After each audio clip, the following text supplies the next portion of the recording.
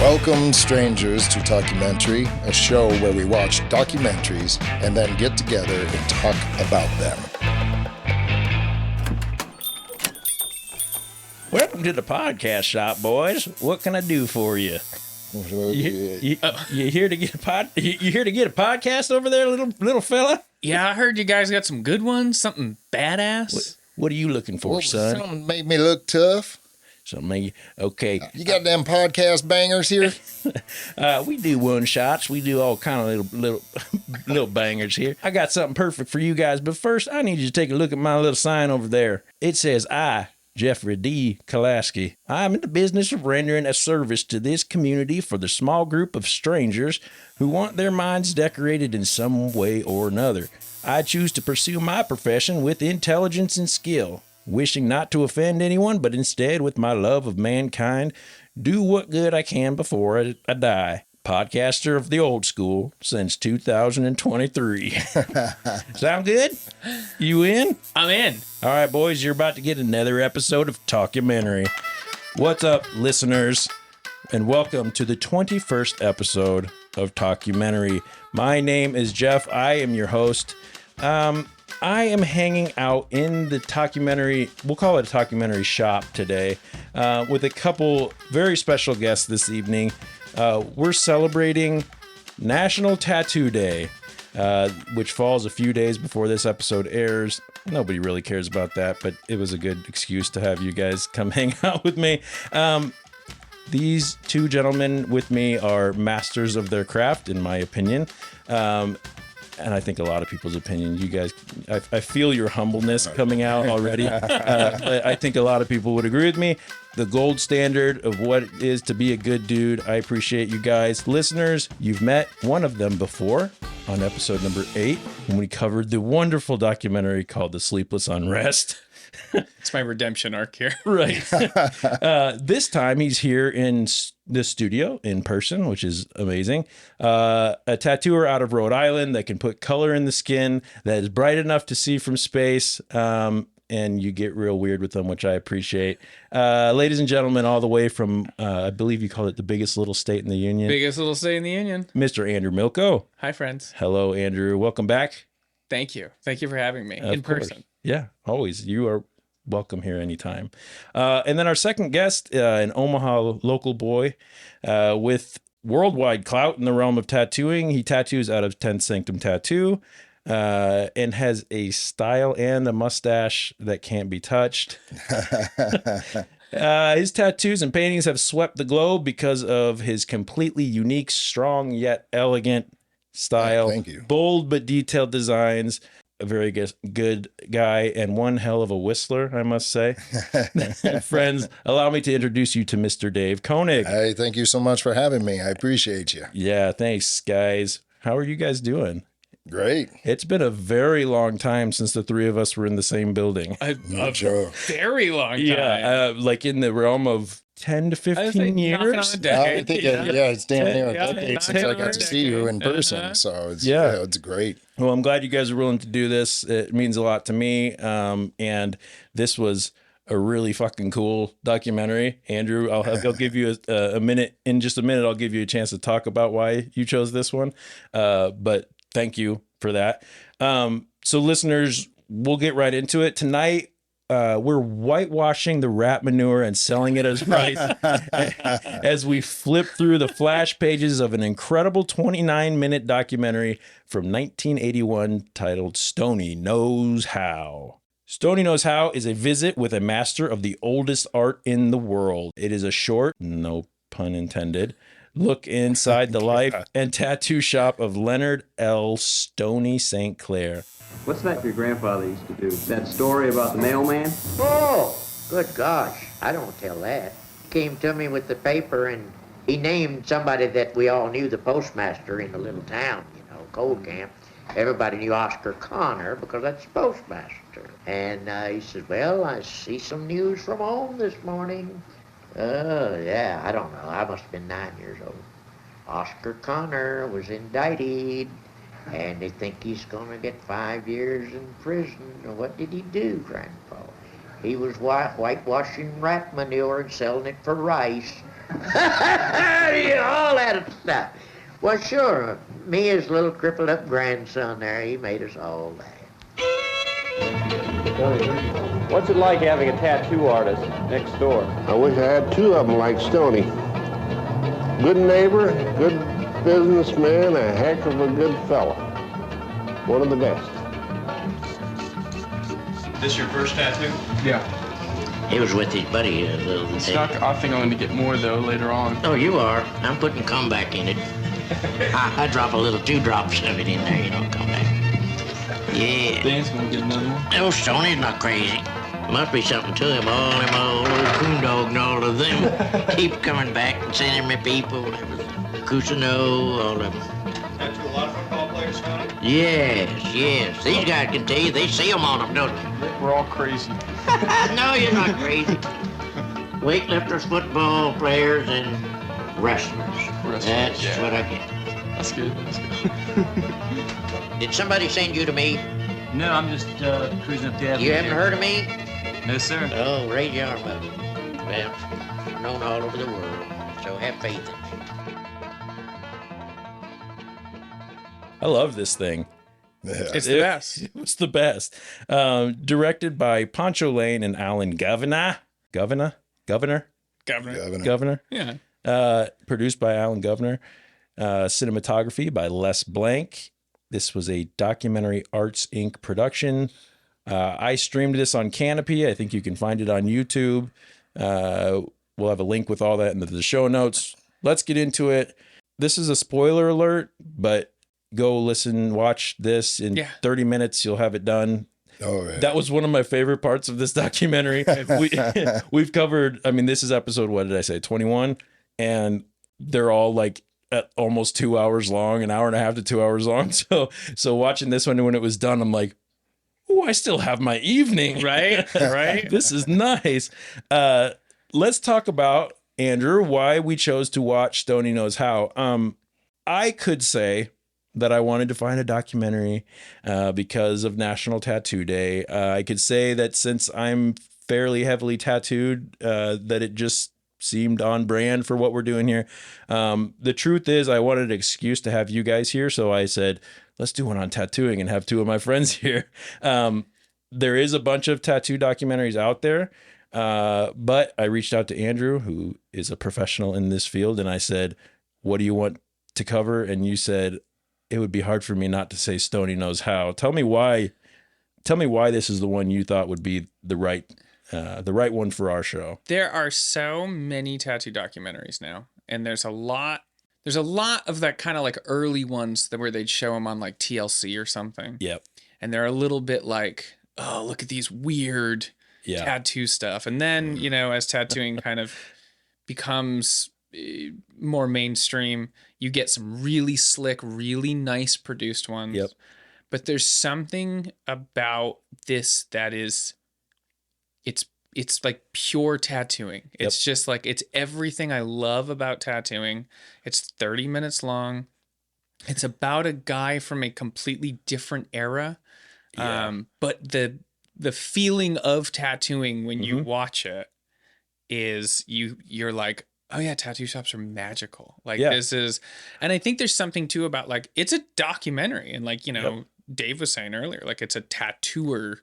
It's a documentary, but it's also like, it's a documentary about a folk artist, about a craftsman. Right. And so there's no slick production. There's nothing the music in the background was incredible. Yeah. The little bluegrass banjo and whatnot. But you don't, like you said, that the production value is what today would be considered not good. Right. But that's part of what made it so good. That's what gives it that antiquity that you appreciate. Absolutely. Yeah. Yep. And it looks like, you're watching something that you would watch on PBS about like, this could be a guy who made brilliant chairs by hand, right, or somebody who painted in a barn by themselves. Yep. Like it just has the love of the craft, and it's a perfect documentary. It is. And what I think is funny about that is this documentary reminds me of a good old tattoo. Yes. It might not have the sharpest lines. it might not, it might have, spread out a little bit. It might have gotten, weathered some, but it's fucking good. Yeah. It's there. It holds up. It's got soul. Yeah. Yeah. And it tells a story, and that it means something to the people that made it and the people that are involved in that world. If you go, if you were, and I would imagine there are still people alive today that have tattoos by Stoney. Oh, Yeah.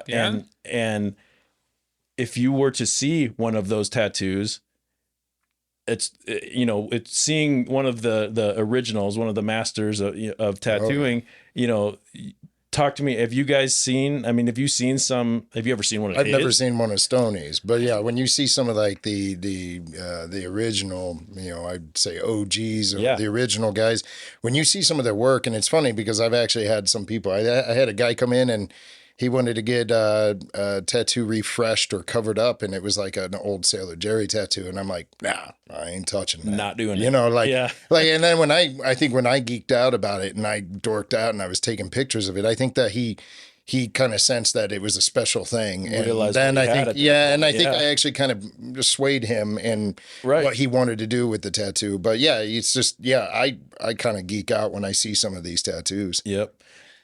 You'll see him.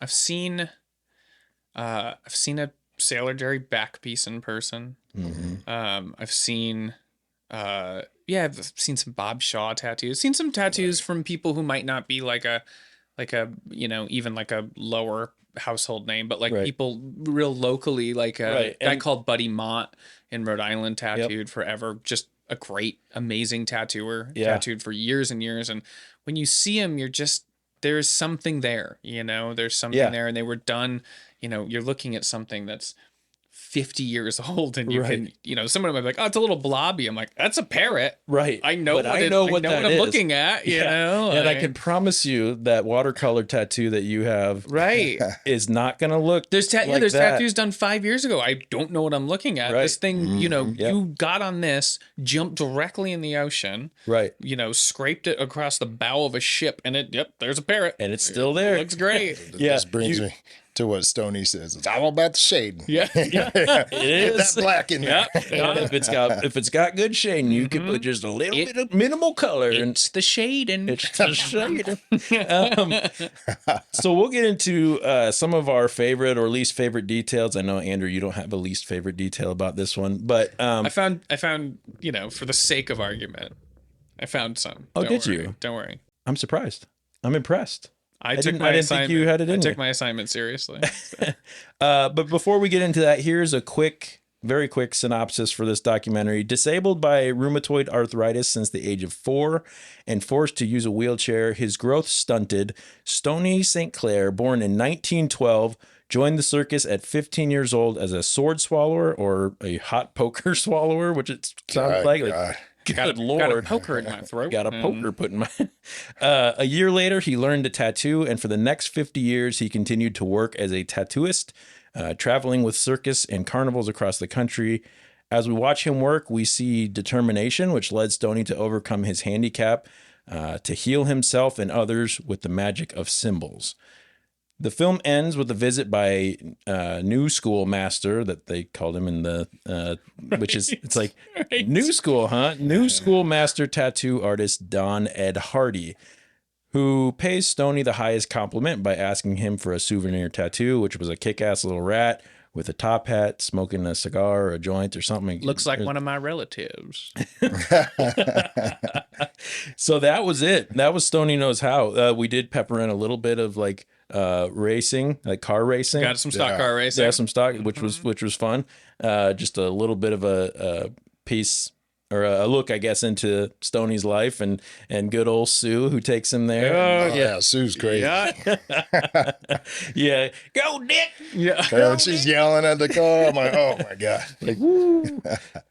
So this was really fun. I'm glad we covered this one. I liked that it was 29 minutes long, like I said. Before we go into that, maybe let's talk a little bit about how we all know each other. so people know kind of why we're here. I know this is an audio medium. Maybe we'll get a picture before we leave and we'll post this up. But if you can't hear it in our voices, we all have some tattoos, a tattoo or two. Couple few. Yeah. Just one.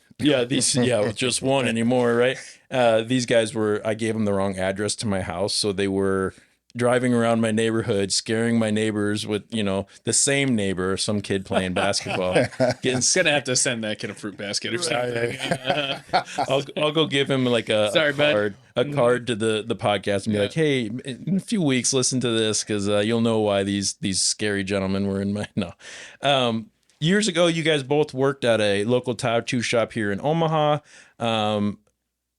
and my friendship with both of you started plain and simple as me just being a huge fan of yours, which continues. So thank you guys for that. Thank you. I would come into the shop and, feeling like the little kid who, had no tattoos and like, come on, I want to be part of the cool kids club. And, so the work first, but then the way you both conduct yourself as tattooers. And we're going to go into compliment mode here for a second. I have to tell you both that I really, really appreciate how you conduct yourself in a shop. Thank you. Thank you, it friend. is and I know you understand this because you both came up in that world too. And I like how Stoney, I really appreciated when we watched this, how he was welcoming to people when they came into the shop, even in the early 80s and late 70s and, and before, when did he start? In the 60s? Oh, no. Let's see. 30s, maybe? 30s. Stoney, Holy I thought shit. I thought it was like 1928 or something. Yeah. Okay. Well, that makes sense. Much even earlier. So in the days where, and they even touched on it in the documentary, in the days where the bikers and the sailors were getting tattooed, and it was more maybe an elitist group kind of deal, and maybe not more because it is that in some places now, but that I think is why I was able to connect with both of you, because you were not the people that said, well, you're not quite cool enough to be in this shop and that sort of thing. It was like, no, dude, what can we do to make something cool for you? And I really appreciate that about you guys. So thank you for being that face in the tattooing world, because there's not enough of that. It's very appreciated. Of course. But it's also, when I think it's interesting when you're watching Stoney, the idea that tattooing has always been, there's always been that light there somewhere. Yeah. And so somebody like Stoney, you come in, you get a tattoo, you get treated like a person. I know Dave would agree. We literally can't do it without you. Right. So right. Yeah. I mean, yeah, that's how we eat. So we got to make sure to be nice to people. But the thing that I love about tattooing, I feel like is something that I appreciate, especially with Stoney or like the old days. It's just like they're friendly, but then they bullshit. You know? I like the sarcasm. I like the joking around, and I like kind of fucking with each other a little bit. But it's like that's the thing I liked about the show, was it just showed about how nice the guy was, right, and how friendly he was. But then he still kind of bullshit with you and stuff. For sure. And it's fun. There's something makes that more personable. Again, the tattoo shop is it's a magical place. It really is. The right ones. And and it's supposed, the right ones. Thank you. It's a place for in my studio it says for anybody but not for everybody. And that's a great way to put it. It's a thing where it's like anybody is welcome, but it's just not for everybody, and that's fine. And that's good. That's fine. That's a good thing. And so to have going back to when I was just the fella answering the phone at the first shop I ever worked at, people would come in and be like, "Oh, you're the only person who was nice to me on the phone all day." And I was like, "Oh, I don't make tattoos." Yeah. And actually that's a poor representative. Everybody here is very mean. So so I'm sorry that I misled you. You should. To tell you the truth, I think I built my career by just being nice. I wasn't very good tattooer in the beginning, and I was just like, I was probably putting a lot of shit on people. But the thing about it though is like I was nice, so they keep coming back. Yeah. And then that gave me the practice. And then when they come back to get that cover up from the tattoo that you did. Yeah. Well, you would know. I say I got busy before I got good. Yes, but I again, did too. then when I worked in nice shops, Yeah. I still was the most approachable person, you right. know. And then like you kind of get good enough that you can work at shops where you do have a nice clientele. You do have people who are coming in. And And both of you have spoken to me about how, grateful you are for the clients that you've built up, and especially the repeat clients and things. And you do kind of have the luxury at that point to sort of pick and choose. But I've seen both of you, even at your current, let's just say, level of tattooing and skill level and practice and longevity in tattooing, that even the person that comes in for their first tattoo, you're not going, you don't know what you're getting yourself into, you're not worth my time. No, you're still able to say, to the timid little girl that comes in, like, no, this is going to be fun. I'm going to take care of you. Oh, yeah. I'm not here to be scary. I'm not here to make you feel like you don't belong here. Like, I don't necessarily need your $200 for a tattoo, but I do because I'll take it. But I'll take it. But I tell you, I just busted out an affinity symbol the other day, and there's somebody's like, "You're doing that?" I'm like, well, "I'm not going to turn down the money, and I'm going to, that's what they want, and we've talked about it, and I'd love to help them out, I'm not above that." Tattooing is scary. It's permanent. It's a big deal. So it's like, yeah, it's life is scary enough. Tattooing is scary enough. As long as if you come in, you need to come in the right amount of scared. Yeah, you need to come in the right amount. That is like, true. You got to have a little bit of fear. You got to have your, you got to have your offering. I'm Don't a little come in with your chest. I'm respectful of what's happening. Yeah, this is forever. Yep. I trust you. And then when somebody gives you that, then you're like, oh, great. Thank you. And then you respect that. And everybody, you get a cool tattoo. It hurts. You look cooler. Yeah. You feel cooler. Feel better. Yeah. So let's get back to the documentary where the reason we're hanging out besides the fact. Season. Yeah. So I liked when they talked to Stoney, like at the very beginning, they talked to the vacuum and I wish I had another one just like Stoney. Yeah, the vacuum and sewing machine. Here, another 10 Stonies. And that touches on something that, we sort of alluded to before. He says people who get tattooed are the same people who buy vacuums and sewing machines, which I have both of those things just over here in the room. People think about a person who gets tattooed and they think of the biker and the sailor, which I happen to be both of those as well. So it doesn't really, but that's, not the only people who get tattooed. Do you guys feel like in tattooing, there is still a stigma about people getting tattooed with as saturated as not to use saturation as a term, but in tattooing, but as excuse me, as saturated as tattooing is now. There's a shop on every corner, and most of those have a decent tattooer in them, very, some of them do anyway. A lot of them do. Do you think there's still a stigma around people who are tattooed or people who get tattooed, or has that pretty much gone away in your opinion? I kind of feel like, for a while there, I thought it was gone. I felt like it wasn't there. And then of course, every once in a while you get the person who gives you the stink eye or whatever. And, I look at it as a filter system. It's like, oh, cool. And they don't like me. That's one, I don't have to talk to them, but, I used to think I was like, nah, I don't, nowadays there's so many tattooers and it's like, and so many people heavily tattooed that I was like, I don't see that stigma anymore. But we just had like right next to the shop, there's like a cider bar or something. And the amount of people that accidentally walk into the tattoo parlor thinking that it's the cider bar.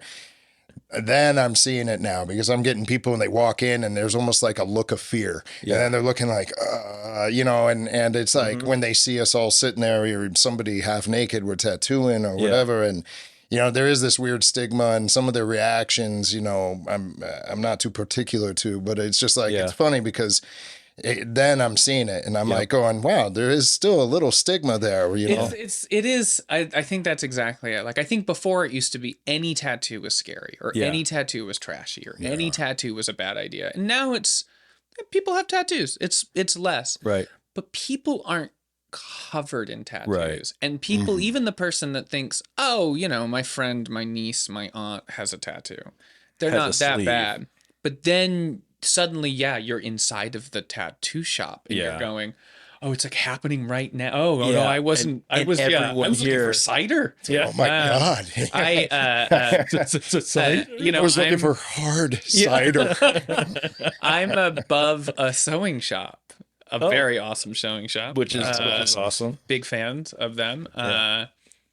And, you know, I walk out to go to the car sometimes, and I will, you know, oh, pardon me, you know, kind of walking out, and a lot of the people are like, oh, hey. But every now and then, you know, a great tattooer, Clem, was just out visiting, and he laughed. He goes, oh, in this town, we have tattoos. Because he's in Santa Cruz, where he's like, oh, nobody looks at me. I don't have my face tattooed here, you know? But just in Little Wickford, Rhode Island, he's like, nobody's like necessarily, you know, nobody was clutching their purse tight. Yeah. But suddenly you're like, oh, right. We have tattoos. Right. And so you go to sit down and somebody's like, and I don't think it's the same thing if somebody, again, I don't think somebody's like dialed 9-1 and is like hovering over the other one with their hand but shaking. I just think they're like, oh shit, that's too many tattoos. Like that's a lot. That again, you made a mistake, son. Again, or even just the thing where you're like, you know, you go to the beach. Yeah. Somebody's like, I got a half sleeve. That's a lot of tattoos. And then they're like, no, that's a bridge too far. Right. That's something else. You know? I do like the stigma or the difference when I'm at the gym and I see all the young guys that got, you know, tattoos on their faces or, you know, barely anything on their arms and they're all acting tough, you know. And then as soon as I walk into the steam room, it's that's what heavily tattooed is, you know, and then it's different because then they all look and it's just like, oh, shit. Well, you can get your face tattooed in an afternoon. I know. To get your entire torso tattooed. You're talking about years. That's something else. Yeah. If you're doing it right. In my opinion. That's right. Like if you've got your body you know, and this is way off topic, but we'll do it because that's what we're here for. You know, you'll look at even like a lot of celebrities who go from, you know, 1 year being the pretty boy to next year having every tattoo that you can find in the front page of, you know, Pinterest or whatever. And they're heavily tattooed. It's up their necks, whatever. It's on their face, it's on their hands, it's everything. And they are significantly tattooed. Like it's inorganic. Yeah. And it that was forced. You were going for a look overnight. Right. You know, that wasn't, you know, there's no collection there, you know. Yeah. And it's not like it's also not like they, you know, flew out and got like a proper like bodysuit from one, you know, it's just it's inorganic. Yep. And I would say, so to talk about that stigma of tattooers or the tattoos and people with tattoos, I do tend to feel like there is a little bit of a stigma. Maybe it's just within the people who have tattoos, but a good bunch of tattoos versus a clearly trashy set of tattoos, you know, there's a difference there too, where, you know, if the three of, not to talk us up, but if the three of us are walking down, you know, downtown Omaha or something like that versus, and no offense to all my Council Bluffs friends, but the Council Bluffs style tattoo, you guys know what I mean. There is a difference in that. Well, I still think there's just something about, and I think that's a cool part about tattooing. Yeah. Like it's implaceable. Yeah. There's somebody in some small town right now with the coolest collection of tattoos you'll ever see. Yeah. There's somebody walking down New York City right now with a bunch of inauthentic garbage. Yeah. And it's just like, that's kind of, you know, sometimes you're at the post office and you look over and you don't know the person, but you just both have a lot of tattoos. Yeah. And you both have enough good tattoos. Because, you know, you should have a couple bad ones. Yeah. And you look at each other in that way where you're like, all right. Yeah, I see. Maybe not even gonna like hang out and talk or anything. Okay, I see. We're both out here doing mundane chores. You have to admit that I do get a little salty when it comes to like when I got the guy working behind a counter at Subway or something, and he's got his neck tattoo, or what even makes me even more mad is if I'm walking past a kiosk in the mall and some kid's got tattoo of lettering on his face and nothing on his arms, and then they stop and look at you and kind of do the nod. Give you the head nod. And I'm like, I feel bad. I think I've actually embarrassed my wife because I've actually looked at them and been like, no, we're not even on the same level. No, not the same. No. If I had a squirt bottle, I'd squirt him in the face. No. And that's the thing. Sometimes somebody gives me a look in public and they're looking at me and they're looking at face tattoo, no arm tattoo. Yeah. And they're like, you people are the same. And I'm like, we are not. Right. We are not Do the not same. Let's have we both made an incredible amount of bad decisions? Sure. Yeah. But there's, I agree with everything you guys are saying. To get back on track. Back to Stoney. Tell me something, Andrew, about the documentary as a whole. Like, what do you consider your standout moment, even though this thing was hardly longer than a moment? It's funny. I took notes. I think this might be the 100th time I've seen it because it's short enough that if I'm in a tattoo shop or I'm hanging out with somebody talking about art or we're sitting around doing something and I say, have you ever heard of this documentary? Yep. And and then I'm that person making you watch a YouTube video while I watch you, you know, but it's waiting for your response. Right. It's 30 minutes long, and it is the type of thing that if a tattooer or somebody who considers themselves a tattoo, I don't know, enthusiast? Yeah. A lover of tattoos, but anybody who just appreciates tattoos, if you watch that and don't get excited to make a tattoo, don't get excited to get tattooed, don't get excited to paint. Yeah.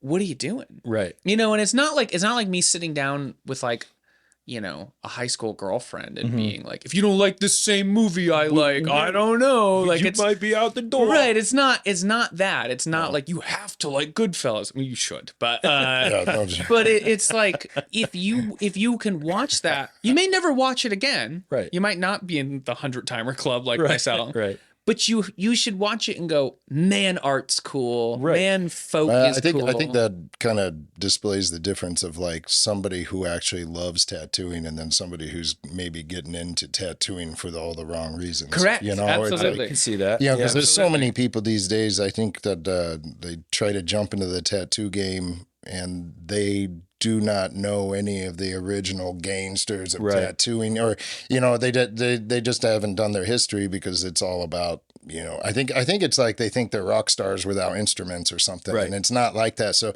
I feel the same way. Like when people watch a documentary, or if I see somebody and they're not like, oh man, this is cool, And if they're not, then it's like you can tell who loves tattooing for tattooing and who's not. And I think that's like watching that. I was taking notes and I realized I was like, oh, I'm just writing down every part. I'm just like transcribing. Stoney. But like you watch the interaction he has with Ed Hardy. Yeah.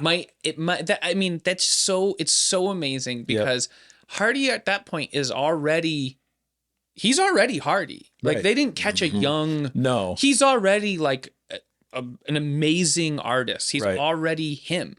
That's why he's traveled there, like he knew to go seek out Jerry. He knew to go seek out these Japanese tattooers. He knew to go seek out these black and gray tattooers. So I'm sure he was like, wow, this guy's still alive. He's still tattooing. I can just go I can just go to Columbus and see it. Right.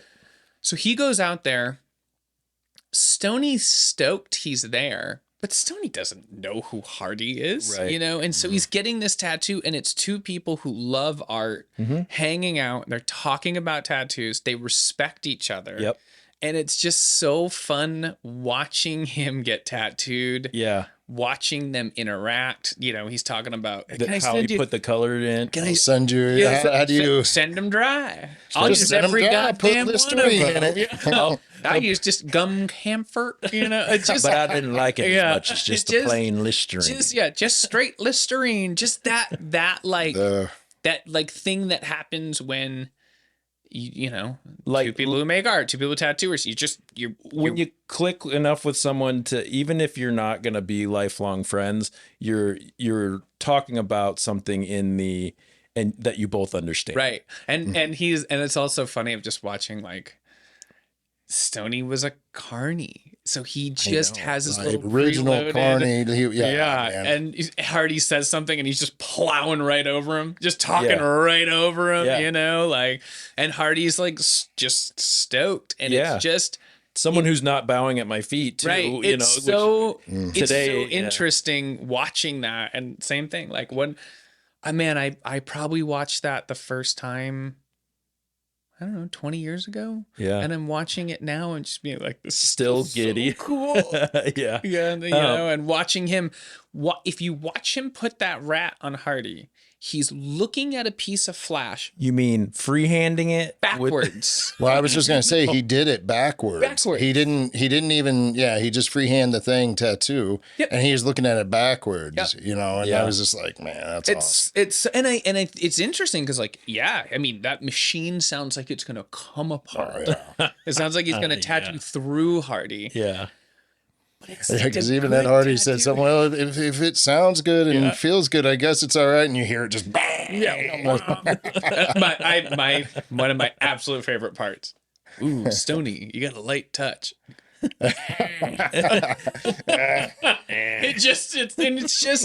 It's like, this tattoo is sparking. Who knows how many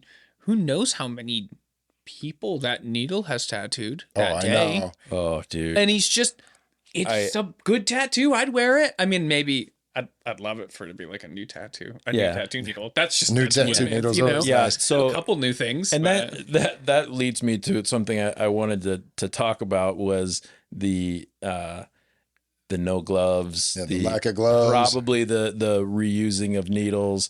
Or the can of Raid right behind you. Right.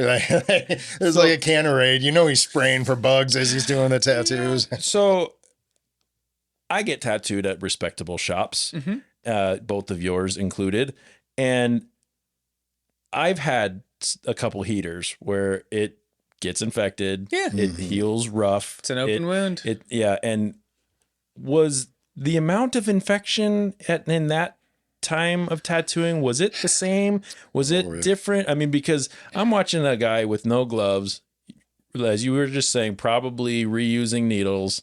And and not probably doing the same. I mean, you guys have, you'll clean the area. It takes you longer sometimes to set up your tattoo station than it does to do the little infinity symbol tattoo. But was it the same? Was it different? It was not as crazy as people think. I mean, first of all, this is pre-AIDS epidemic. Okay. Which changed so many things. Yeah. It's also, I mean, gloves are good. Gloves protect me more than you. Okay, fair enough. Yep. People would clean their needles in a way. Okay. Some people would clean their places in a way. Yeah. So it's like, I mean, I'm a germaphobe. I know, blood's super gross. Yep. Germs are gross. Touching humans, it's a weird job to have. Dave's like, no, I like to have guys' butts in my face rolling around on the mats. Hey, it takes all kinds. Dave's a martial arts guy, so he's used to that. I mean, but it's like it's simultaneously like, boy, we've really come a long way. Yeah. But also, I think tattooing was done in unfamiliar places. No, tattooing was done in places where amongst people who were living lives that were similar, dangerous, or they were in marginalized communities, or they were in risk-taking communities. So sometimes things would be blamed on tattooing that might have had maybe more to do with drugs, or maybe tattooing promiscuity, there's the sailors and it's muddy. Yeah. It's muddy. Yeah.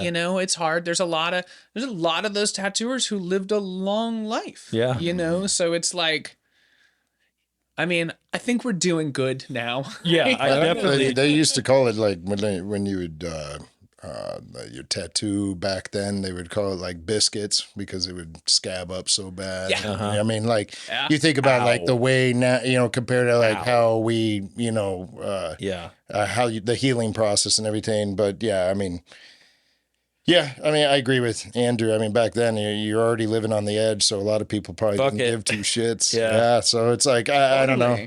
Yeah, and nowadays, I mean, I was being brought up these days. You're as far as I'm concerned, everybody's got something, so it's kind of like, I got to worry about things, But like Andrew said too, it's like it's always an open wound, and I mean, and anybody and everybody who's been heavily tattooed, we've all had points where you might have had an infection or different things like that because it is an open wound. You're walking around, touching things, and you don't even know up against something gross. Your immune system might be shot for something else, and you're just having a hard time fighting off whatever is going on, and then you introduce that amount of it's hard. Also, you think about too, the history of tattooing in America it's different now, but it ebbed and flowed there for a minute with wartime. And if you're getting on a boat to go to the South Pacific, first of all, you don't know if you're coming back. 18 or 19, you are, as the parent of a 17-year-old, like they have no idea of long-term consequences. And you're just like, oh, I'm going to Europe. I'm going I'm going to Iwo Jima. Like, I'll put an eagle on me. Who cares? You know, like, how do I take care of this? Great. I'm not listening. I'm out. The guys in the boat before me, most of them didn't come back, or they were missing their arms or things like that. Totally different life. Yeah, absolutely. Yeah. So, if I were, when we're talking about you had mentioned, how do you watch a documentary like this and have an appreciation for art or tattooing or that, and not feel inspired in some way, or even if it's just nostalgia that you feel because of general that level of stoked, right? Yeah. For me, the part that like amped me up was watching him draw a tiny little sparrow and then paint it. That process was so satisfying to me to watch. Dave, I know you post a lot of like paint videos and things like that. Watching, whether it's time lapse or in real time or whatever, watching that, there's something so like cathartic. Andrew, you don't do that enough, so maybe up your game a little bit. I should post more things on the internet. Yeah, that'd be great.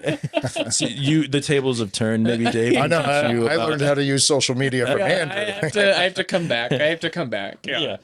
But the good thing is we don't have to watch Dave lick the end of his paintbrush over and over, which I do all the time. I know that. Yeah. And the craziest part is then I'm using like acrylic sometimes or different things, and I'm still doing it. I'm like, man, I must have so much lead poisoning. I was gonna say that's way scarier than the tattooing. Oh yeah. I'm gonna die because of that. Yep. So anyway, that sparrow was so nice, and he's like holding his other hand, right? Did you see how steady it is, and especially with his hands the way it is, and it was like, and he's using like an old like inkwell type of pen. And I think if anybody's listening to this who hasn't watched it, which please go watch it. He with severe rheumatoid arthritis. Like he was in a wheelchair since he was 4. His hands are, they're kind of like they're little claws, up and he is drawing at he's drawing at a level that you're looking at and going, this is the son of coal miners, right? Carney taught himself how to draw, taught himself how to do anything, and he's doing. That bird is awesome. I'd wear that bird. So good. And it's the size of a quarter. Yeah. And it's just it's like so that good. level of craft is so it's amazing. I love that.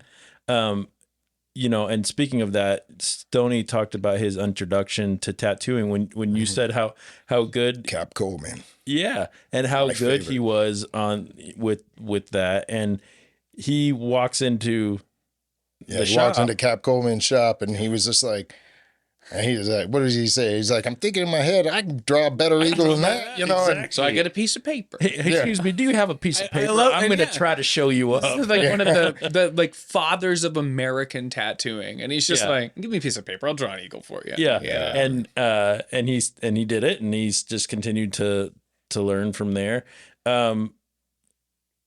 That to get into, I loved the fact that his introduction to tattooing was that he went in there to kind of see, what this is about. And his introduction to art was, if I remember correctly, was the circus, the carnival, like the sign work and things like that. And did one of the guys like quit or died or something there was like a that? drunk. The tattooer in the circus there was a drunk. Put me up there and they say, don't you try anything crazy.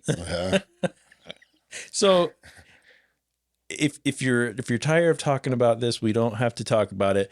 But do you mind telling me kind of how, we heard Stoney's introduction to tattooing.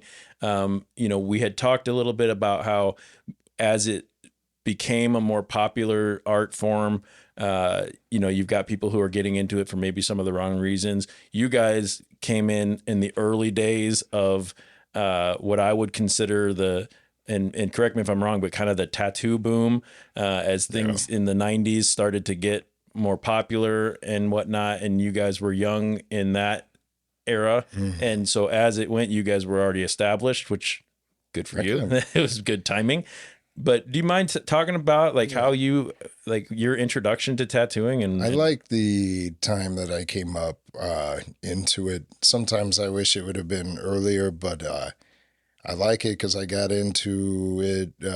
2001 is when I started tattooing, but it seemed like there was still a rough and tumble, vibe about tattooing. But then it was kind of also the introduction to a lot of graffiti artists and artists getting into it, going, it was like where the two worlds collide, where it's like, it's less rough and tumble and you got more of an art sense. But then I liked the fact that I got to experience that stuff in the get-go. Right. It was a real game changer. But yeah, I remember getting into it. And back then I was, tattooing always interested me, but I started in kind of the wrong way. It was I wasn't into it. I liked the idea of tattooing, but I wasn't I want to get into it because I love tattooing as a craft. Because when I grew up, it was, predominantly when I thought of tattooing, I thought of bikers and so, when I got into it, of course, having kind of a graffiti background, I was like, I want to do all the new school stuff. In the shop that I got into when I started, everybody in the shop was kind of doing that too. Everybody wanted to do this new school stuff. And I remember they were like, we're artists, do this. And then I think we all kind of experienced at the same time, probably about 5-6 years down the road after, I started, we started seeing how these tattoos were aging, and it was just oh shit, and that was the good thing because and I remember I probably had 5 to almost 10 years of bad tattoos in some sense, and then I started realizing I have to learn the rules before I can break the rules. And so then it was I remember kind of going, okay, then it's rewind, learn your history, learn why a traditional tattoo is a good tattoo, or why a Japanese tattoo is a good tattoo. These people have been doing it for so long the right way, and and then it just kind of developed. Then you can start developing your own styles, and your own things based on the age old traditional things that we kind of understand work for the longevity of a tattoo. Well, and then you learn to have the appreciation for it. And the thing is, back then, that's when I kind of, because when I started, it wasn't we didn't have internet at the shop or anything. So anybody who came in with Flash or bootleg Flash, it was buy up as much as you can. Yeah. You were holding on to dear life to whatever magazines you had with a few good tattoos in it, which now I'm thinking about, and they weren't that good at tattoos. Right. You'd buy one tattoo magazine, there'd be 3 tattoos in it. You'd be like, these 3 tattoos was worth. Oh yeah, it's just 50 pages of nothing. And nowadays everything's at everyone's fingertips. So I think the valuable thing that people should do is learn their history. Get back and see why tattooing is, and then because that's what happened to me. I think it took about 10 years almost before I started falling in love with tattoos and tattooing and where it came from. And honestly, to tell the truth, Andrew at my 10-year anniversary for tattooing, he put a lady head on my leg with 10-point antlers on it, and it's just like, Andrew, I have to give you a lot of credit because I started, with your influence, I started learning a lot more about the history, and then I developed a whole new appreciation, and it was kind of like a rebirth of tattooing. I mean, I hate it when people ask me like, how long you been tattooing, and it's just like, I'm like, well, can I give since, you, 22 years, but I'd like to say only maybe about 9. I don't necessarily want to go back and revisit the tattoos I did when I first started tattooing, but I've been technically doing it for a lot long. And how long have I been tattooing well? Yeah. Yeah. But that's fun though, because like I'm sure when we met, it's like you love tattooing, and it was like I've always loved old timey bullshit, So it's like it was a thing of it's kind of that same thing of like you be like, well, have you seen this? I can be like, have you seen this? Right. And again, like having books where back when it wasn't I haven't been tattooing long enough that it was like. There were only 7 of us or something. Right. But it was still like somebody would have a book and you'd all crowd around it. Like, look at what happened. Right. And it was just like kind of that getting into tattooing I guess there was probably AOL when I started tattooing, but it was like pre-internet, Yeah, in a way it was just not, it was not the same thing. And I got my brother, who's 7 years older than I am. Yeah. Came home at like maybe 19 with a big old dragon on the side of his leg. And I was just like, oh, fuck yeah. I want that. Yeah. Like, I didn't know we could do that. And my parents looked at me and were like, oh, I don't think we can. You can't. Yeah. And I was just like, oh, and he and his friends, and he brought me to hardcore shows, and I'd see these guys with tattoos. You'd see people that I'm thinking now where I'm like, this person was covered in tattoos. Right. They had 3. They had a couple. They had 5, And I just was like, this is so cool. This is so cool. And I pretty early on loved kind of that traditional tattoos. Yeah. But I was kind of drawing graffiti stuff, and I was doing this. And the first shop I worked at, just answering telephones. Yeah. They had no love of that stuff. And I was kind of told, oh, you're wrong. And then I went and started working at a shop in Kansas City called A1, and I walked in, and Brennan, shout out to Brennan, looked at my I was like, I'm a tattooer. And he looked at my portfolio and he said, no, you're not. He's like, but maybe someday. Yeah, you're he's like, there's something here. Do you want to be a tattooer? I was like, yes. And he's like, well, I can teach you how to put a tattoo on. And that shop was like, oh, no. Like, you have like that stuff you liked it for a reason. It's good. Come back to it. And I was all over the place of making just the weird, just sorry, everybody. But it was like, people. Yeah, my bad. But it's like, they were, that reason, like this outline, I remember doing like one of my, first tattoos in that shop. Mm-hmm. And he's standing over my shoulder and he's going, the hell are you doing? Put the color in and let the color do its job. Because I was probably like had a little beret on and was like, if I mix a little here and he's like, what do you do? First of all, I wasn't good enough at color theory to even be doing that, let alone on this poor gentleman's back who probably was just on his lunch break was like, I'll get a Grim Reaper by this dipshit, and it was kind of then like Kermit the Frog meeting some of these people that I had loved their tattoos. Yeah. And I was thinking, and they were the ones being like, oh yeah, no, I made crazier tattoos. That was maybe not the right way. Like you can innovate so much, but like skin is skin, learn the right way of doing things. And once you know why we do stuff, you can be a fucking weirdo after that. Sure. Yeah. So. And that's what I was kind of alluding to. Like, well said. Like, yeah, you learn the fundamentals, the things that work. And this is coming from someone who isn't a tattooer. That's not my art.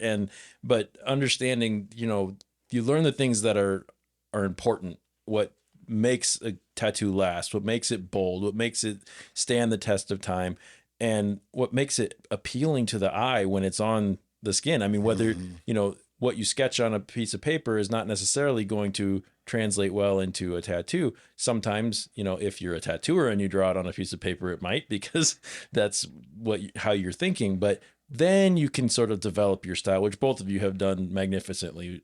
So one more shout out. Stoney's first tattoo was a star on his own hand by his own hand. Did you guess your first tattoos ones that you put on yourself? Oh yeah. Yes. Yeah. What was it? Not on my hand. Well, It's thankfully. a skull and some birds. Is it covered now? An anchor? No, it's on my thigh. Okay. You and I are probably the only people that haven't covered their first tattoo. Yeah. What was yeah. yours, Dave? Oh, for fuck's sake. I did like a fish with some flowers on the whole left side of my calf, and A fish like asked a me how I koi or fucking like a- twisted it. I think it was my rendition of a koi, which Okay. is fucking far off. But I remember being all twisted trying and thinking like I'm gonna show like how devoted I am and do the whole side of my calf, and boy was I fucking dumb. But I'm with you, buddy. yeah, and the thing about it though is people, some people are, you ever gonna finish that or cover it? I'm like, no. At this point, that's my scar. It reminds me. At this not point, to it's part of fuck the around. story. Yeah. I have the skull is the least intimidating skull ever. It's very real scrub and bubble skull. Yeah. It's just no good. So, It's no let's see. So Stoney does a free-handed cover-up on a dude in the With the rose. rose. Yeah. Which, first of all, the free-handed thing was blowing me away. I've never seen anybody tattoo something without.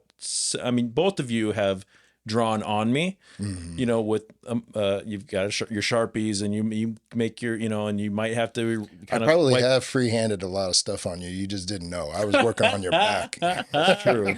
That's true. You have been. Your ass and everything. You have been up in my asshole. That's true. But You said it. I did. Yep. It's on national airwaves now, whatever. If you think about what he's doing there, it's Yeah. all a formula. Yeah. Okay. So he is tattooing. Again, it's like it's as much craft as it is art Yeah. with him. So he is making a rose on this person, but he's making it in the same way that you would construct a rose on paper if you were making it like that. So it's like it's simultaneously so impressive, but it's also just like I'm sure he's like I can do this in my sleep. Yeah. like I've done these roses. And at that Yeah. point, did you see when he is placing that stencil? He's placing the Moby Dick stencil. Yeah. Like that's how you made a so stencil, awesome. Right. Yeah, So that's how you make a stencil. That Charcoal. blew me away. Yeah. So he said, and you guys can hopefully, I'm sure you can kind of. Not everybody reads Moby Dick. Doesn't Schickman, Yeah. Scott Schickman Yeah, still Scott does Schickman. that? God bless him. He'll still carve. He'll Shout out carve to an him, acetate man. stencil Yeah. and tattoo you. Okay. So I love you, Scott. yeah, I actually have done some of his work on like a piece of leather Yeah. before. So Yeah. yeah. He's awesome. Yeah. So Stoney was talking about he uses powdered charcoal in the grooves of a stencil, So you take So- a piece of acetate, which is like a thin piece of plastic. okay. Yeah. And you take a record needle or something like Like a that. stylus. You almost carve the design Yeah. in. You're carving it in. Then your- you rub. Yeah. And it sinks into the little carved area. Yep. And then you wipe off the excess. And then I think he said he did bacitracin or something. Yeah. And then so you're basically, Lay it so you on. can't wipe the stencil at any point. Yeah, you'll wipe it right the fuck Right off. off. Okay, so that's what I was gonna ask. So with you guys, with the what's the machine called that you guys use for stenciling? Oh, a thermofax. Yeah. Thermofax. Okay. When you do that, you can get several wipes in before it's gone to the point where you can't see it. You eventually do kind of get rid Yeah, of it, you need to be but- careful with it, but you can lean on it. You can Right. wipe. You can, yeah. And there's ways if you apply it right, it stays on pretty good. Sometimes too well. Yeah, exactly. Yeah, I just tattooed a guy yesterday, like his face, and we were trying to wipe off a little wave above the lip and a wave here. And it was like, I finished and I was like, I'm sorry, that stencil's, it's like still there. And I'm Yeah. like, I apparently put that on. Yeah. Awesome. Yeah. But you're saying with this stenciling process that he was using, one wipe and you're Oh, it'd be gone. I mean, it's literally charcoal suspended in Vaseline or bacitracin. okay. Just laying on top of the It skin. would just smear. Yeah. it'd be gone, yeah. I mean, It's amazing. it's so cool. But it explains why somebody like that would be like, well, I can't. why Bother? Right. I can make these. I can make these shapes with my Right. eyes closed. Okay, fair enough. Have you ever done like a naked skin, no stencil tattoo on someone or on yourself or anything? I have. I've definitely added stuff or like kind of. Yeah, you add the designs or whatever. Probably nothing. I probably haven't gone like. I'm gonna put a Kermit the Frog on. I think I had one guy request. He's like, you know, do like a dragon head or whatever, and I was like, freehand, nothing, no marker, nothing. He's like, yeah, and I was just like, man, your risk. I'll do it. Yeah, I just want to see if I can do it, you know. And actually, it turned out much cooler than I think he deserved. I was like, fuck, I did it, man. That was really cool. Oh, damn it. Why couldn't I draw it like that on paper? Yeah, you no know, lessons were learned by anybody. Thank God. Because that could have went south real bad. Yeah, that's cool. It's got to be a little bit, you know, not just for the client, but for the tattooer. Got to be a little bit nerve wracking. Well, again, I think like you're thinking where he is, like that rose is going. If he carves it, if he stencils it, if he does it, doesn't matter. It's going to look exactly the same. Those are, it's muscle memory. Sure. You know, if you watch Stoney too, he follows, what was it? I think it was like SB or something, the initials, but he follows the line of the B with the rose petal. I mean, you could, that's done another it thing thousands too. of times. So he was just like, you know, I can do this, you know. The only name you ought to get on yourself is And if you hear any of us when it comes to cover-ups, and people are like, I want a cover-up. You like flowers? the most diverse thing. If it's not, I can bend those petals any way they go. You've both done cover-up. My first tattoo that I got from Andrew Milko was a cover-up on my shin of a really poorly done, blown out, like shield and whatnot. And you put an eagle and skull over it, which still looks with very flowers, nice. With flowers, and feathers. Feathers are a good hard thing. to beat. Yeah, you kind of got all the hits on that one. Yeah, and Dave did a huge cover up for me of a really shitty design that some asshole put on me. Some guy did. Some guy. No, so Dave did a big you've been tattooing a while when you're starting to cover up your own work. Right. So was like, you ever cover up your own stuff? I'm like, it was long ago enough. And then somebody convinced me to do the whole white on black thing when I was like, don't ask me. I even posted, I was like, okay, I did this. Don't ask me to do it. And then you're like, hey, Dave. Hey, Dave. I'm like, all right. I didn't read the caption. I want that. I did read the caption. Oh, I did. Even in his text message, he's like, I know, but will you? I'm like, well, I'll do it. It's okay to say no, but please don't say no, because I love this tattoo. I think both of you have also put a whole lot of comeback into the tattoos. I put a two drops of comeback in there. Okay, definite. Known the world over. Yeah. Have faith. I loved Stoney's like bedside manner, like those little quips and things that he said. You know, you'll be back. I put some comeback into your tattoo. You'll come back. Can't guarantee it. Past 10 days past your keep it out from keep it out from freight train. My favorite was when he talked about the keep it out from under a freight train. That's the best way to describe a like tattoo aftercare. Like, I can't guarantee keep it out from under freight train. 10 days past your dad. Yeah. Keep it out from underneath freight trains. Yep. And the only safe name to put on you is Mom. Yeah. Yeah. I thought that was really great. If you tattoo around, I mean, God, I'm sure Dave has heard all of mine. You know, you just have the things you say. I put the stencil on, go take it for a test drive in the mirror, you know. And then you just like face palm yourself. Like, why do I say it? No, it works. Everybody, you know, it's the same. You say a couple things, everybody, you know. Yeah. We're all having fun. We get used to that. Being in the shop, you know everybody's what they're going to say, how they're going to say it. Their your little patter, all their filler words. Yep, your little responses. And you could probably tell when somebody's like not enjoying the company of their client. Oh my God. Yeah. Like, oh, he just brought out that. But speaking of bedside manner, Dave. Yeah. I think it's time for the world over the podcasting network to hear about some of your bedside manner when it comes to. I don't know if I want to talk about that. Yeah, you do. The only bedside manner I got from Dave was a nice, cool whistle. into my my butthole. So the funny thing is anytime the guys at the shop can bring that up, they will. Yeah, it comes up every time I walk into your shop, pretty much. Time to put that story on the airwaves. You're welcome. So just real quick, so Dave did a back piece, back body suit, however you want to cut, from my neck to the back of my knees, including all the spaces in between. I am a gentleman, so I do not shave my own self when I go see these guys. I let them do it because if I'm paying you money, I'm paying you for the experience. And the experience that I want is another man shaving every part of me. Well, right? And it didn't help that you got the most hairy, burly ass I've ever seen. Right. I mean, I can't believe the hair that's growing out of the thing. Man. You put 2 ponytails in that? No, I'm just joking. Yeah, I do. I've braided it. Yeah. But so as one would, Dave, he's shaving my butt cheeks. Okay. The perks of the job. Yep. And to try to make it a little less awkward, Dave has the brilliant idea that he needs to start to whistle to take away some of the awkwardness. What? All right. Okay. I'm getting you set up, Yeah. I've got you standing there and I'm in the pleasant position of having to be like pretty much down on my knees behind you. Yep.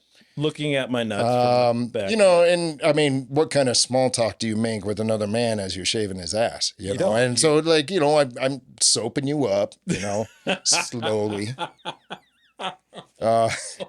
And then, and then I had to go through like, I don't know, like 26 razors with, hair.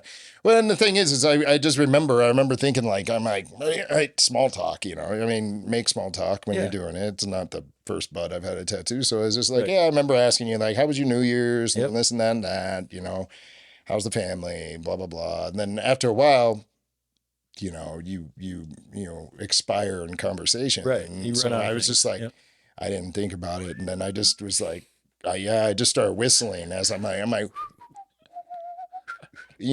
as I'm shaving his wet behind, the old gluteus maximus. Yeah. And then you go from there, I guess. Yeah. I tell him, I said, Dave, man, you got to stop whistling. You're blowing right into my butt.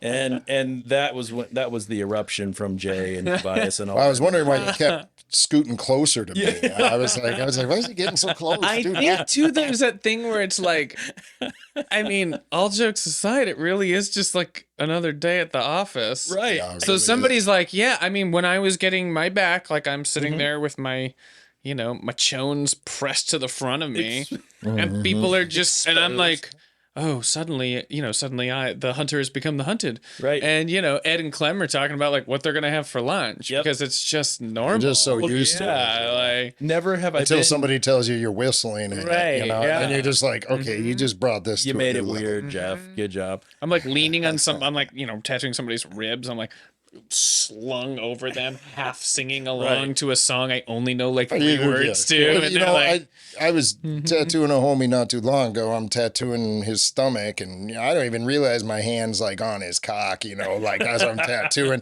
And I'm like, why does he look so fucking nervous? And I was like, oh, okay, sorry about that, dude. Don't stop. Anyway, no sexual harassment here, buddy. Believe me. So thanks for that, Dave. I appreciate that. It was a good time. Yeah, it was. You're gonna have to put pictures up on the internet of that one.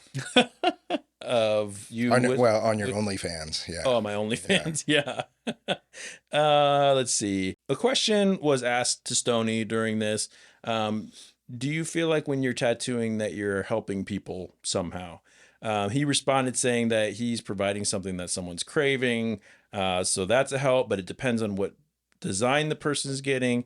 He talks about how pointless he feels it is for someone to get a banner that tells the world that they're into something stupid. He was talking about swastikas. A lot of people and leaves and things a lot like of that. people like to have fun with pot. I myself had fun with alcohol. But you don't need a tattoo that says I am a drunkard. Right. I am high as a kite. Who needs to watch the show? He just rehearsed the whole thing, and you are so good at the voice, man.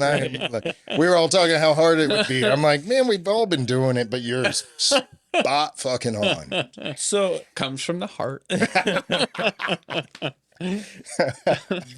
Well delivered. So how have you guys had people that have asked for questionable symbols and things? Yeah, I mean, Oh yeah. Yeah. Especially especially in the beginning. You know, it was like- yeah.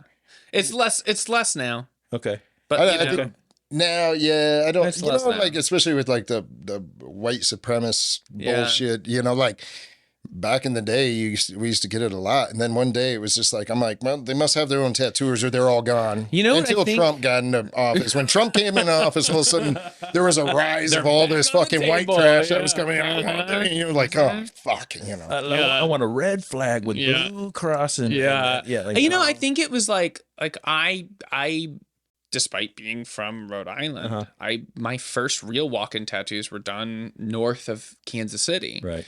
And the outskirts of Kansas City, not Kansas City proper, but like, you know, you get into some of those small towns, those guys would come in and ask for they'd ask for some I want 2 lightning bolts. in the shape of yeah, an you know, S. it's Yeah, I always pretty- had them like try to trick you into it. you right, know, right. like, I just want a little I just want this little I'm an thing. electrician. I just Yeah. want these little lightning bolts on my neck. And, Yeah, and, and then- and then you're just like, Yeah. I remember one thankfully- guy was like, dude, we'll do a whole thunderstorm on your neck. You know, you just fucking man the fuck up. We'll sack up and we'll do this huge thing. He's like, no, I just want the 2 lightning bolts. And I was just like, I'm just a coward. I don't want a big tattoo. dude, I know what the fuck that is. I Thankfully, ain't doing that shit. thankfully, at the shop outside Kansas Yeah. City, those tattoos weren't happening. Okay. But anyway, it's not regular, but you never know when you get, or you get the heaven and be like, you know what the stars and bars are? And you'd be like, the Union Jack?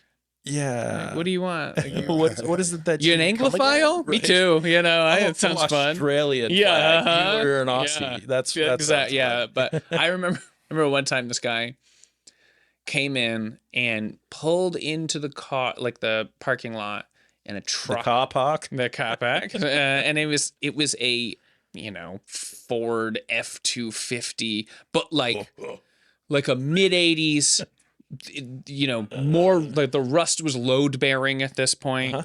Two giant Confederate flags in the back, and I'm just like, oh Christ Almighty! And dude walks up, and he's got like his tank top on and a denim jacket with like the fleece line, and he's got like that look where like the work boots are untied, and he's just like hair slicked back. I mean, he looks like a Imagine what Andrew's talking about, and you're correct. Yeah. Imagine if Napoleon Dynamite had really questionable views on politics, and he's walking And around, he's a little straight bit from the racist. walking around, and he keeps going. I was like, "Do you need help with anything?" He's like, "I'm looking for something, but I'm not sure if you have it." And I'm like, "Oh, that's it. These are his code words. You already know. You got some code words." And he's looking around. He's like, "Yeah." And he walks up. He goes, "Well, I didn't see it on the walls, but maybe you have one." And I'm like, "Oh, great. This guy is gonna he's gonna ask me for the most racist tattoo I've ever heard in my entire life. Is there gonna be an altercation?" Right. And he looks at me and he goes, "You know what a Pegasus is?" And And it was like 30. There's like a half second where I'm like, wait, are Pegasuses racist? Right. And then I was like, What am like I a missing? flying horse? He's like, yep. And I was like, You're in the right place, yeah, buddy. I know what those are. He's like, I got a good one on my wall. If I bring it in, can you do it? And I told everybody this story. And they, I like a joke here and there. So I think they assumed I was being hyperbolic. And then I came in after my day off, and they're like, "Your buddy came back. I tattooed a giant Pegasus on him." that's awesome. And I was like, "Oh, okay, all right." That turned out way better than it should have. every now and then. So, and maybe while he was sitting there, he thought, maybe I should take those flags off the truck and chuck a couple flying horses on the back. Yeah. I hope so, man. That'd be fucking awesome. Yeah. I loved that Stoney mentioned maybe someday someone will see my grave and say he didn't butcher it up. How do you guys feel about that as far as like, are you guys looking to leave? Like, I think he says it perfectly. yeah, I mean, it doesn't get much better than that, right? Says it Like, perfectly. I did it right Yeah. in the eyes of, the people that cared about it. And I didn't fuck it up too bad. Yeah. And, hopefully, obviously I know you guys well enough to know that, a big part of why you do what you do is because it's a job and you need to feed your families and things like that. But there are plenty of things in the world that you could have done to feed your families. So there is a love, a passion for art, whether it's tattooing or painting or creativity in some other ways. So I know that the answer to, is this just a job for you, to you is no, it's not just a job. But besides cornbread and black-eyed peas, that is what keeps me going. What keeps you guys going in this world? I mean, I know I've had conversations with both of you about how it's a more difficult world in some ways for tattooing, and to make it a decent living in that, in a lot of ways. What keeps you wanting to do this? We have collective friends who have recently stopped tattooing, that have been doing it their whole working careers pretty much. And, is this something you guys feel like you're going to keep doing for a good long time? Is it, and if you don't want to answer that, that's okay. If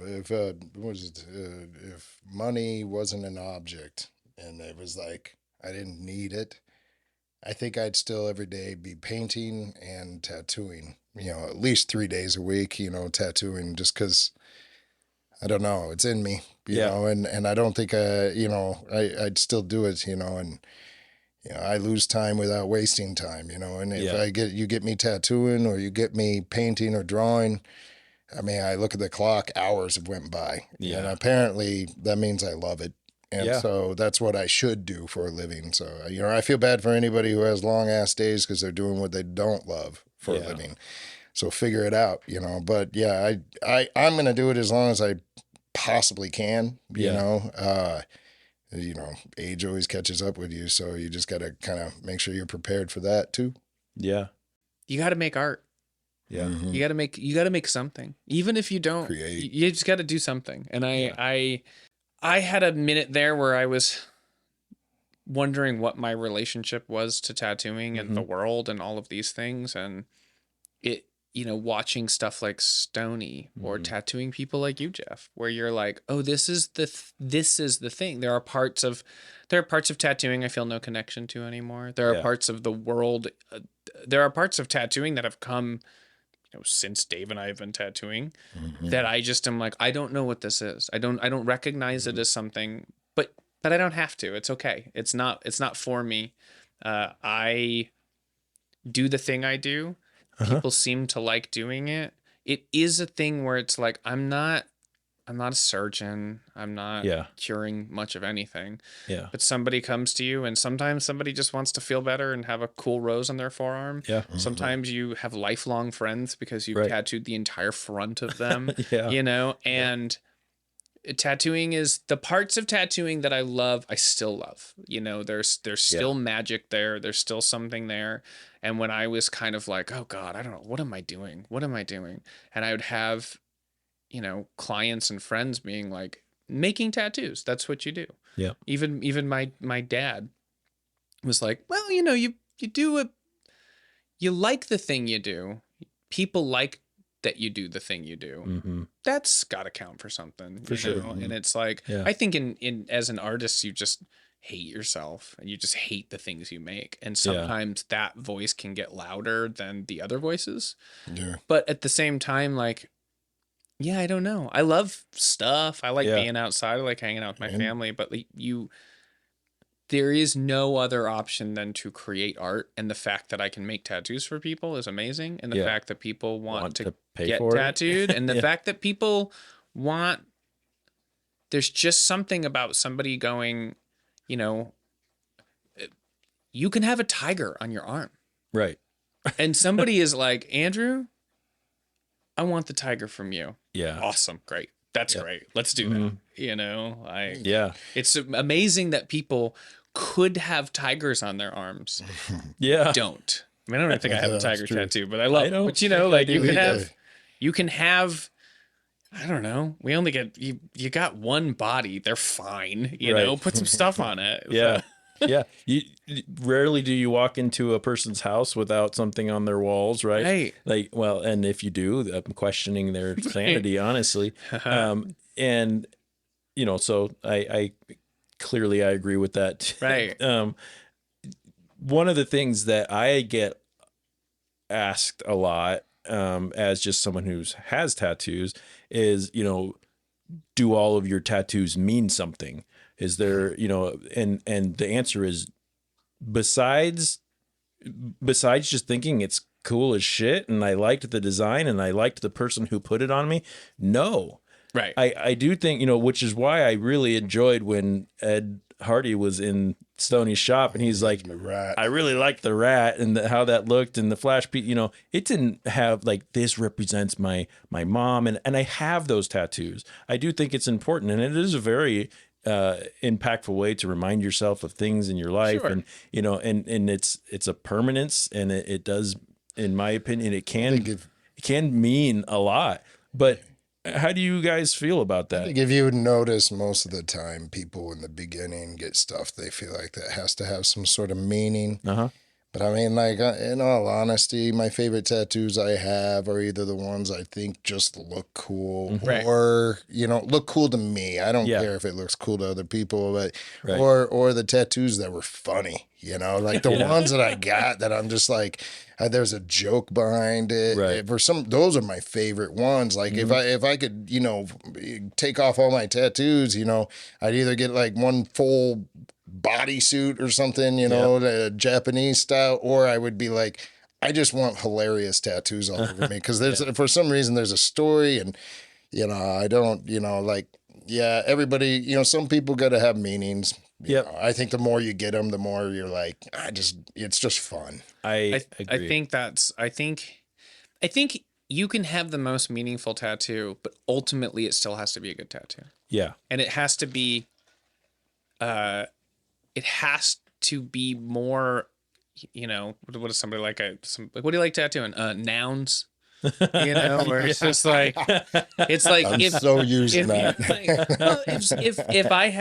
If I have, you know, to continue strangling the metaphor, but like if I have a giant tiger on my forearm and it's for something very important, it doesn't matter, because when I'm handing you money or shaking your hand or high-fiving, there's just a big cool tiger on my forearm. And so I think that Dave said it. It's like when when I first was getting tattooed, absolutely, they have meaning. You're trying to shoehorn meaning into things, right? But like I've got, you know, this black cat on my throat. That's for my mom. But like nobody has to know that. And that's just a cool black cat on my throat. Agreed. You know. And I'm thankful that I was surrounded by good tattooers and good people with tattoos when I first started, because my first tattoos are for my mom and dad. But you would never know that it's a fox and a knight, right? You wouldn't know that. So but I definitely had the meaning behind them, you know, and but there is also something very you know, the having someone's name on you or something, like you've got your lady wife right there on your neck. I know. Right? But I'm like, you probably shouldn't get people's names tattooed on you. And they're like, what's that on your throat? I'm like, don't worry about me. Don't ask me. This isn't about me. Yeah.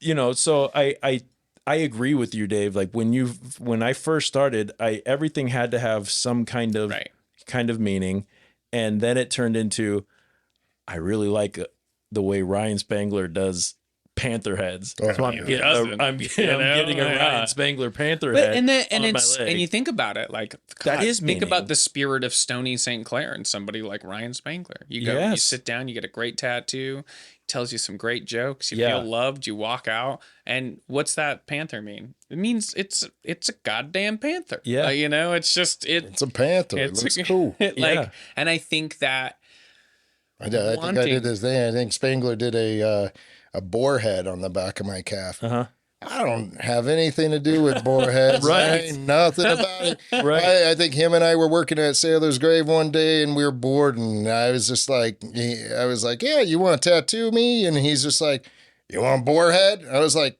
fuck yeah. Yes, I do. Fucking do it, man. I had a dream I was getting a gorilla head tattooed on me, and I went in for my birthday and had Spangler put a gorilla head with a wrench in its mouth, because it was in my dream. Gorilla head. And people sometimes will be like, what does that gorilla head mean with the wrench in its mouth? I'm like, I think we were at Sailor's Grave. You put a monkey head with a knife in its mouth, wearing a little derby or something. I sure did, yeah. And that's what you do. It's fun. And I think you can watch sometimes when somebody switches to where they know they want tattoos now. It's now more just, I get tattooed. I'm a person who gets tattooed. So maybe something needs to mean something. The show or cat maybe is something. I know this is a luxurious cat. But you don't. Right. It doesn't have to be. It doesn't have to be spelled out for you. You know, it can be. It can be something fun. It can be a souvenir. It can be remind you of a time. You know. Yep. So Stoney St. Clair died peacefully in his sleep on December 3rd, 1980, at the age of 68. Dave, how old were you in 1980? I would have been, what, like 5 years old? Oh, sorry, buddy. Yeah, thanks. That was just a little bit of a jab there. But, yeah, I was 4 years out from being That's negative. That was -3. Yeah. Yep. All right. So I like to talk after the credits roll. Kind of how did you feel after watching this documentary? You know, I loved this documentary. I thought it was really good. I loved Tony's take on tattooing, the way a person should feel when they walked in there. He and Ed Hardy kind of mentioned that some people would come in there and expect to see blood and gore and like more like kind of, he said, like lurid, almost like a sideshow or whatever. But instead it was real, normal people enjoying art and wanting, you know, to carry it around with them. So I just walked away from this feeling good. Like it ended. I wasn't tired after watching it. I wasn't, you know, wondering, you know, there wasn't a story that was untold. There wasn't, you know, it was just, to me, it felt good as someone who has tattoos and has been around tattoo shops.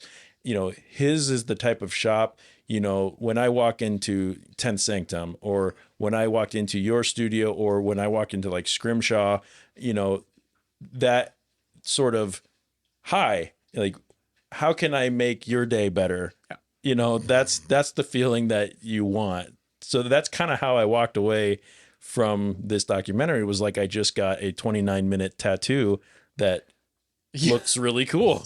You know, how about you guys? What was your feeling after it was?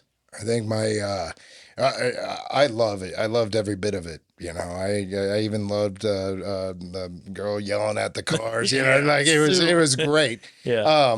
You know, I love the nostalgia of it. I love, you know, I mean, that dude being a sword swallower to a sword swallower and a carny, all the way to becoming a tattooer, you know. Yep. And but I mean, I think one of the things that I admired most about Stoney was, like, when he was talking about people asking him about his handicap and does your handicap get in the way? He's like, oh, hell no, man. I've been dealing with this since I don't worry about that. He's like, I'm just too determined, you know, or, I mean, you know, I don't know. There's something about it. It's like, it gives me that much more respect for the guy.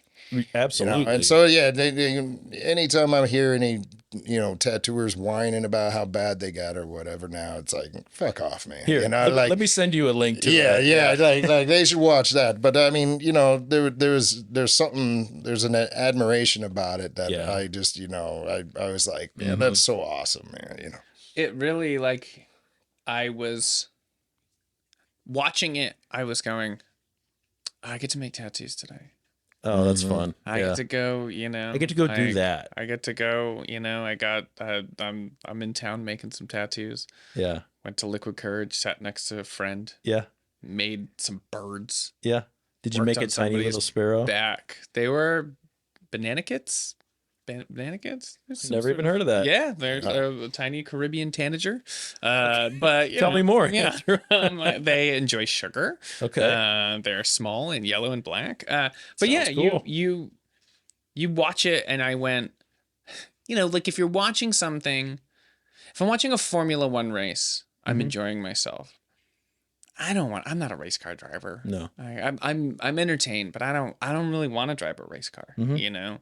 When I'm watching Stoney, I'm going, oh, I do that thing that he does. Yeah. And in as Stoney would want it, I'm doing it with the intention, and it's like I am continuing that. I know my place in the timeline. You know, like I'm trying to look forward, but I'm also looking back, and I'm trying to make nice, timeless tattoos and make people's days better and make people's arms better. And doing that and just watching that, afterwards you feel good, you know? Absolutely. You definitely feel better than watching a bunch of people not get haunted to be scared in a haunted house. In a haunted house. You know, watching that Stoney documentary makes me just like, it just makes you feel true when you're tattooing. Makes me.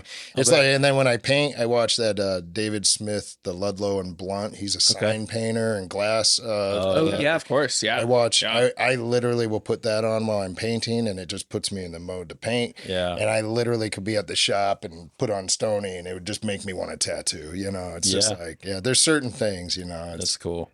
You know, and talking about like a well-made documentary, the kind of home movie raw feel just added to the fun of this one. You know, old footage, vintage looking video, like I said, added to the aesthetic. This is exactly what it should have been.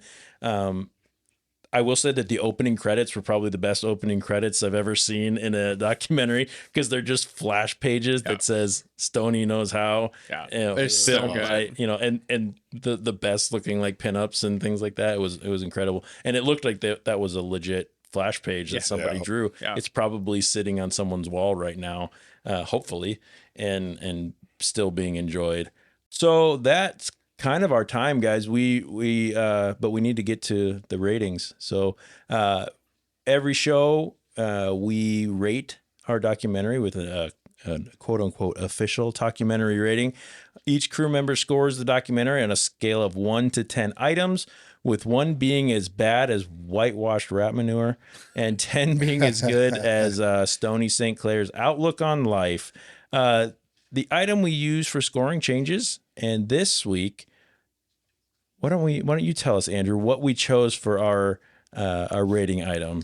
Well, we chose a Columbus rat. The Columbus rat. They don't got rats like that in San Francisco. No, only in Columbus. Was Stoney in Columbus? Columbus, Ohio. Okay. Oh, yeah. Yep. I meant to ask that throughout, and I'm sure it said it in the documentary, but I must have missed that. So Columbus rats is our rating item. Andrew, let's start with you. How many Columbus rats? I think anybody listening would know it's 10. It's a 10 out of 10. It's 10. This to you is the best documentary, or on par with the best documentary out there. Absolutely. It is great on every level. It's interesting. It's well done. It scratches all your itches. Yeah. I mean, if you, for a 30-minute documentary about the life of a very interesting man who pursued an interesting career, like it's perfect. It's perfect. And like I said, it feels like a documentary. Doesn't feel like a beer ad. It doesn't feel like there's not like cool guitar cutting in and out. Quite the opposite. You know, banjo cutting in and out. Very cool banjo. Yeah. And it's great. It's a 10. Awesome. Thanks, man. Mr. Koenig, how about you, sir? I give it a 10. It's been one of my favorite ones from back in the day. You know, I do like how short it is. There, Me too. You know, I like the fact that it kind of leaves me wanting more and to know more about him.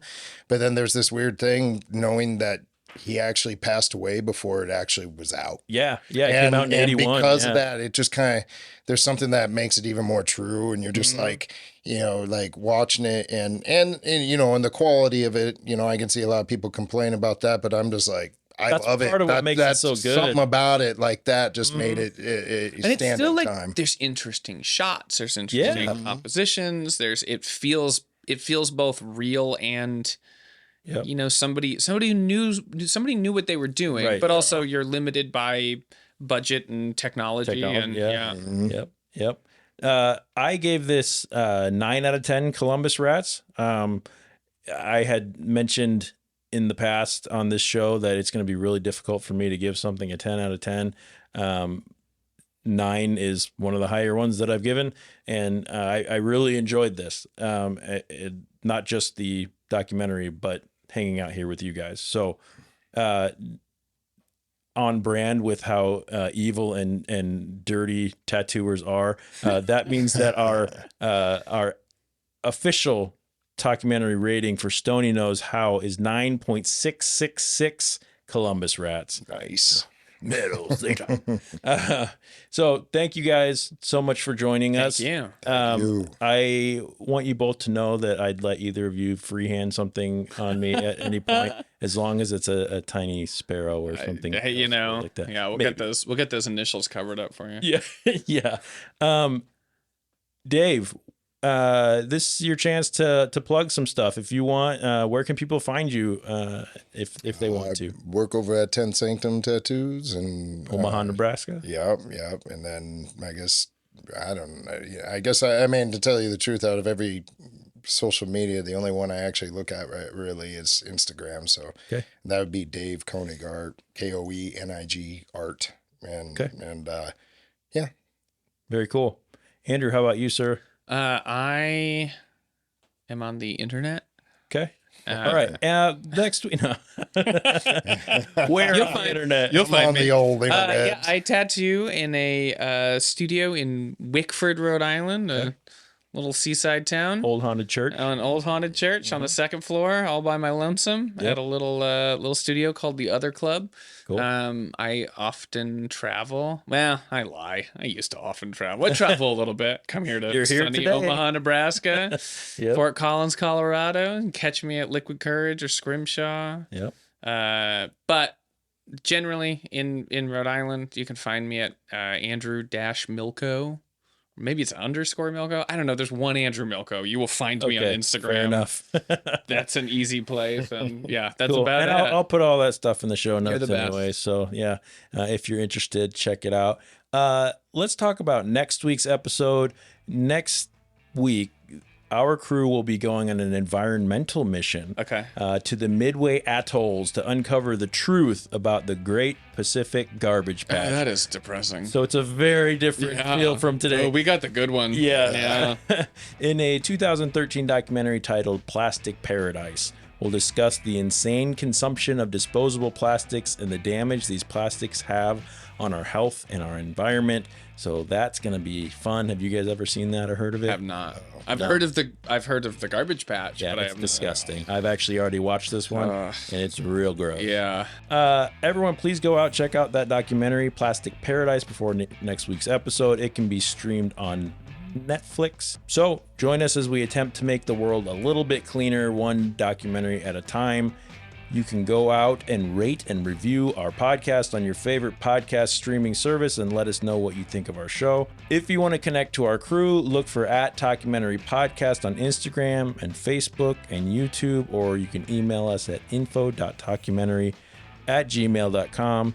On behalf of Andrew Milko, Dave Koenig, Bird, the beautiful Bird who's sitting over there quietly enjoying the show, DJ who's in the post-production booth, and the entire documentary family. I'm your host, Jeff Kolaski, and I want to thank you all for listening.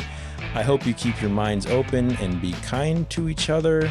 Goodbye. Bye. Thank you. Bye. Bye. Bye.